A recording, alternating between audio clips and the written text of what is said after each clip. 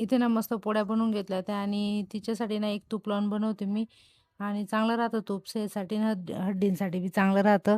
त्याच्यामुळे तिला ना मी तूप लावूनच देते पोळ्या कधी पण आणि पोळ्या वगैरे बनवून झालं तर मग बाकीचं आवरलं गेलं तर किचन ओटा बाकी तर तोही क्लीन करून घेतला आणि बघू शकता तुम्ही केवढं ऊन येतंय घरामध्ये आता. आणि त्याच्यानंतर ना बाकीचे राहिलेले कामं करून घ्यायचे होते मला कारण आम्ही ना काल जी-मार्टमध्ये गेलो होतो आणि तिथून सामान आणला होता.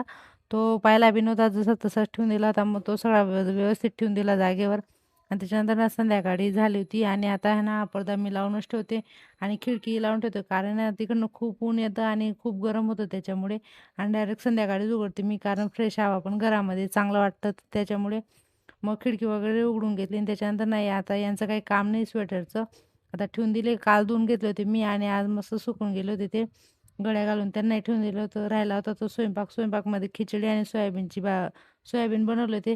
चला मग आजचा व्हिडिओ मी इथे एंड करते. भेटूया उद्या. बाय.